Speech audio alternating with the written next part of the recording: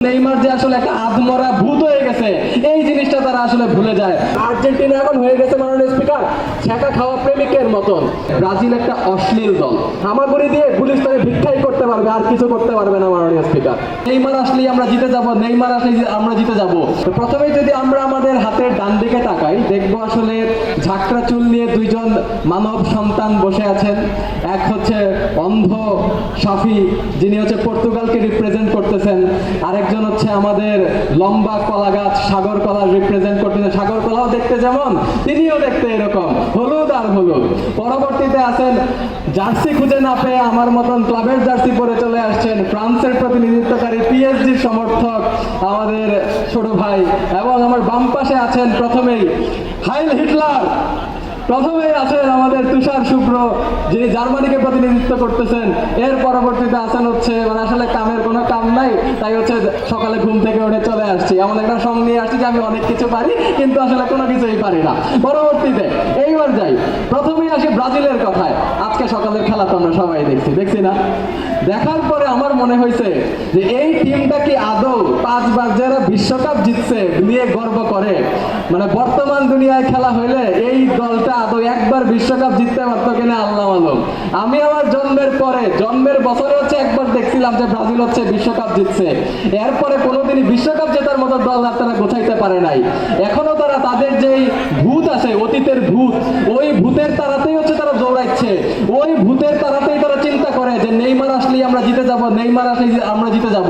কিন্তু নেইমার যে আসলে একটা আধমরা ভূত হয়ে গেছে এই জিনিসটা তারা আসলে ভুলে যায়। তারা আমাদেরকে শুধু একটা আইওয়াস দেখায় দিয়ে যায় যে ভাই আমরা তো এত বছর ধরে ফুটবল খেলতেছি, আমরা কোনোদিন কোনো বিশ্বকাপ মিস করি নাই, অর্থাৎ আমাদেরকেই বিশ্বকাপ নিতে হবে। আর আসলে সত্যি বলতে ব্রাজিল একটা অশ্লীল দল। আমার একটা বন্ধু ছিল, নাম হচ্ছে রাজেশ। আমরা আদর করে, সে করতো ব্রাজিল, আদর করে তাকে ডাকতাম ব্রাজেশ। তো বিষয়টা হচ্ছে যে ব্রাজিলের মতো অশ্লীল দল দুনিয়ায় নাই।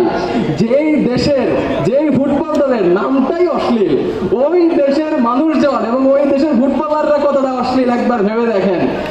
উনি যে বসছে এই পাশে, দেখাইতেছে কি উনার পাশে নারীরা বসে আছে, নারীদেরকে ওনার পশ্চাৎ দেখাচ্ছে, সম্মুখে প্রদর্শন করতেছে না। মাননীয় স্পিকার, আপনার কাছে এটা গভীর আমি শৃঙ্খলা ভঙ্গের একটা দাবি জানায় রাখলাম।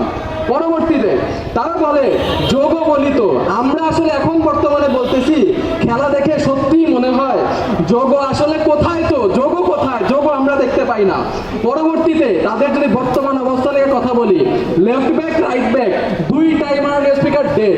তার মানে একটা মানুষের দুইটা ঠ্যাঙে যদি থাকে ভাঙ্গা, সে আর কত দূরে দৌড়াবে?